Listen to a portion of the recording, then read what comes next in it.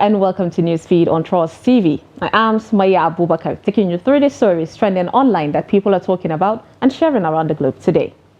Nigeria is a failing state, and if don't act on it, the worst will happen, former INEC chairman Atahiru Jega warns.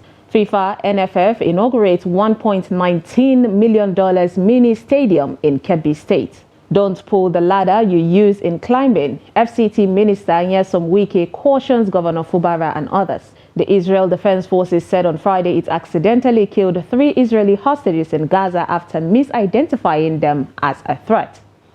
Now, top of what's trending today, we have a former chairman of the Independent National Electoral Commission, the INEC, Professor Atahiru Jega, has warned that Nigeria is a failing state and the leaders and citizens need to safeguard the system in order to prevent the worst from happening, Sahara reporters are saying.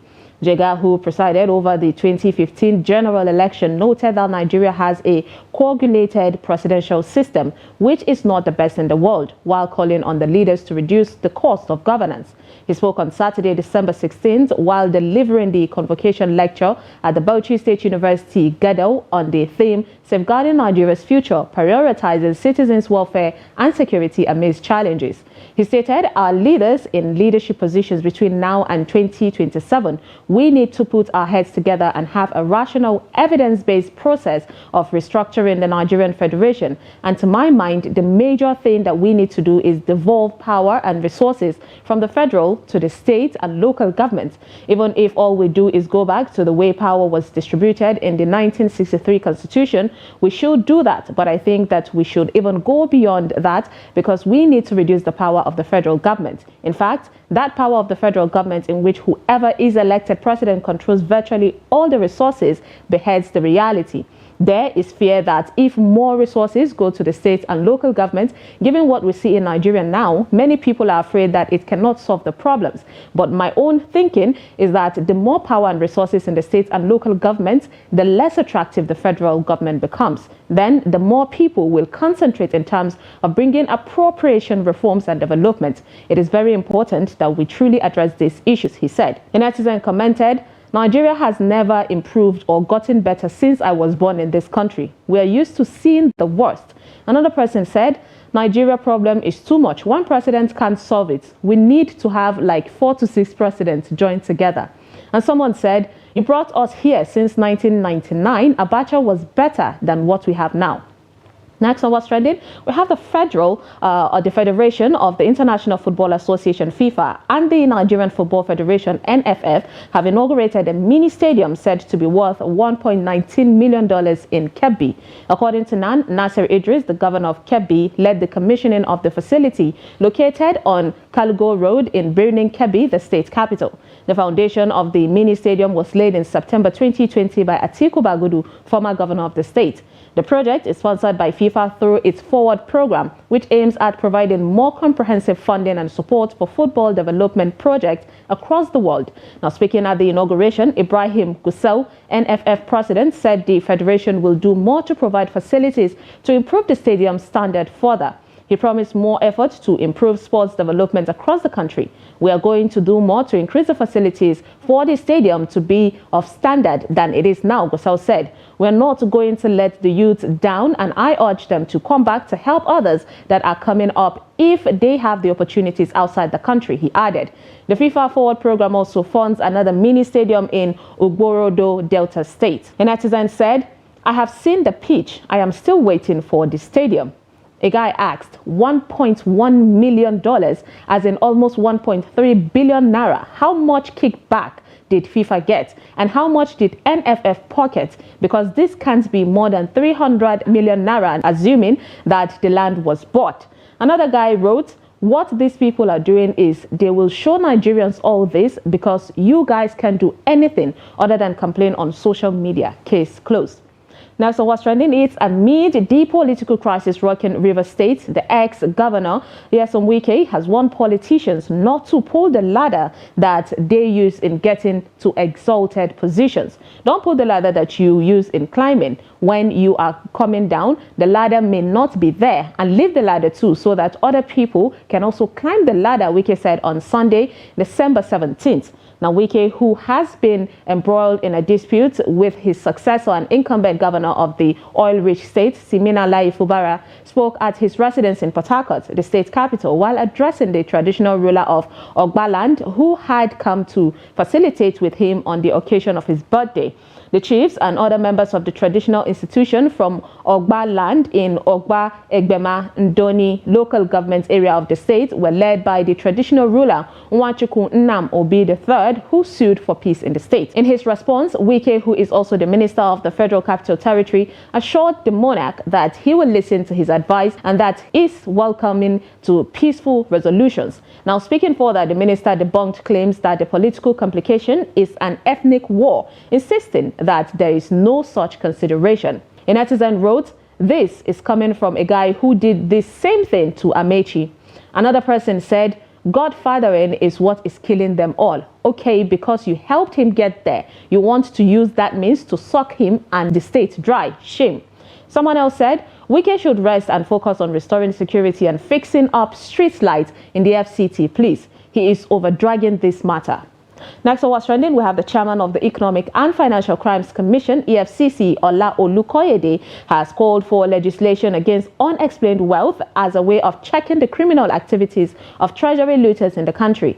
Speaking at a recent event in Ogun State, he said the issue of unexplained wealth is not a local issue. There are jurisdictional legislations across the world to tackle it. Till date, countries of the world are faced with criminalities emanating from money laundering practices and illicit funds. Now, these circumstances led to the promulgation of Unexplained Wealth Orders, which is the UWOs, that came into force in 2018. Several countries such as the United Kingdom, Australia, Mauritius, and African countries like Kenya, Zimbabwe, and Trinidad and Tobago in the Caribbean have come up with UWO. Nigeria is yet to come up with a national legislation on it. In Nigeria today, unexplained wealth has become practical means of tracing, identifying, investigating, and prosecuting corruption cases. As an anti-graft agency, suspects of any economic and financial crimes are usually required to declare their assets in the course of investigation.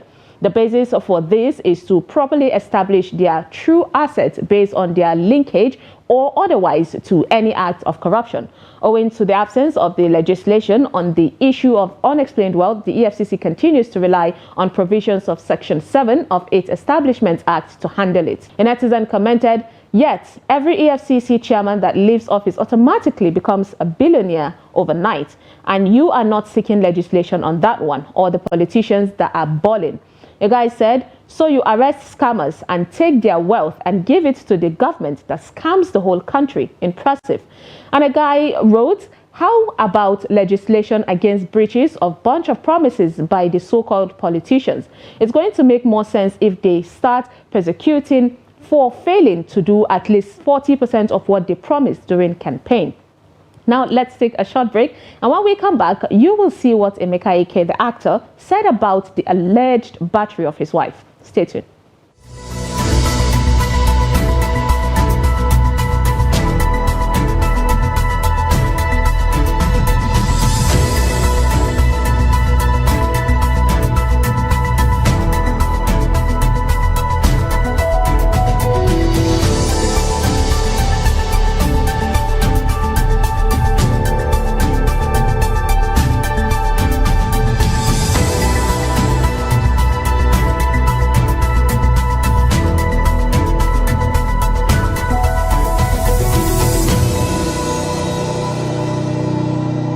Welcome back. It's Newsfeed. Now, actor Emeka Ike, who narrates how his ex-wife allegedly made him lose his school, his properties, and his kids after accusing him of assaulting her.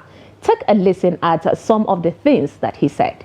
That year, 480 million naira investment was shut down, and all I had was constant battery.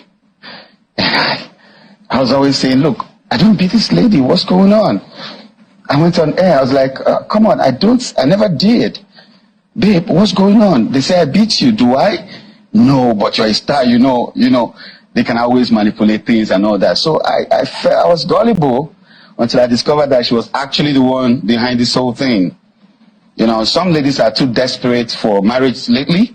And she actually told me one time that I'm not the marriage type. I didn't understand it. So the young men need to know that there are plenty of ladies that are not the married type lately, and they're the ones that get you and I first.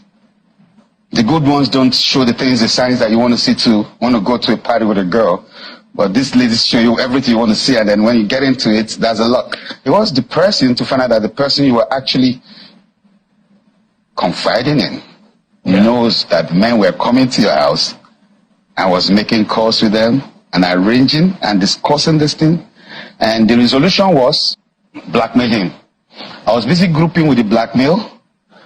I didn't know it was much more than that. So it was crazy. My school was shut down. Students were told, go home. This school is shut down. This marriage is shut down.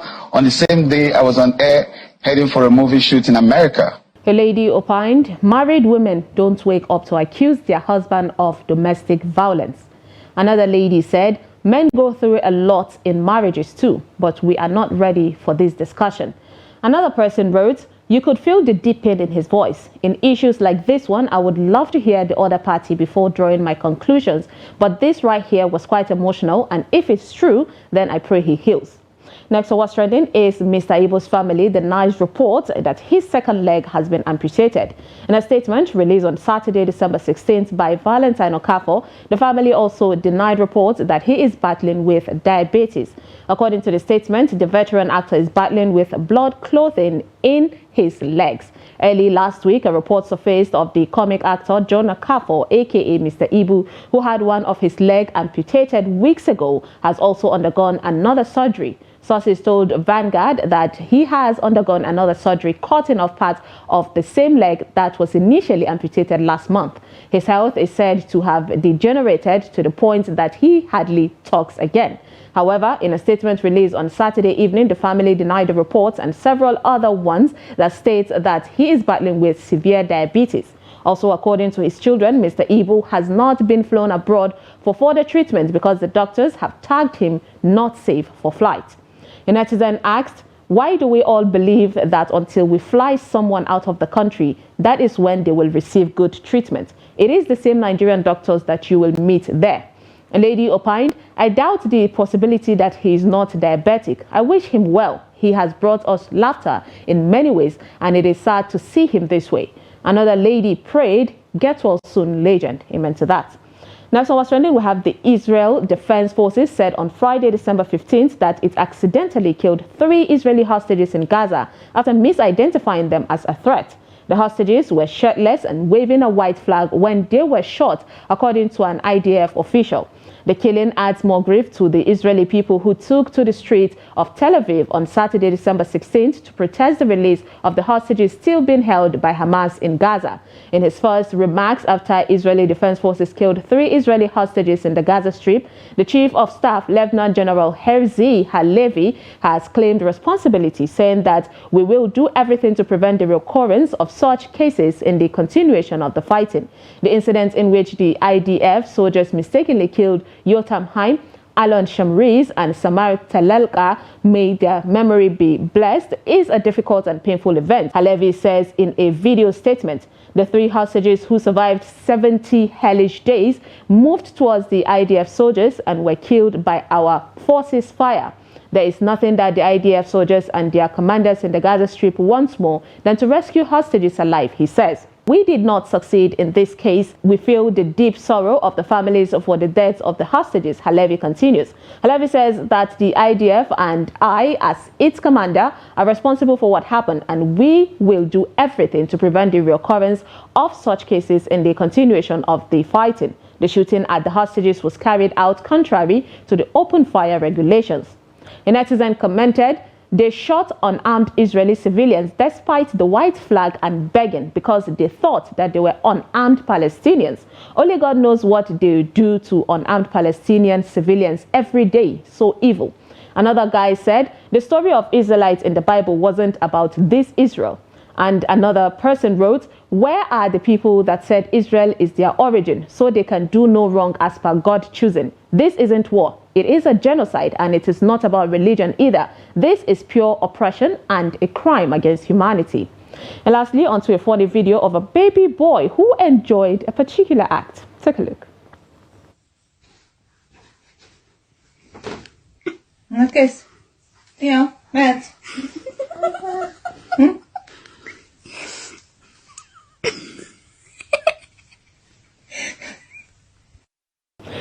mom's arm will hurt by the time he's done with her. And that is all on Newsfeed today on Trust TV. Follow us and subscribe to all our social media platforms: Facebook, YouTube, Instagram, and X. Bye.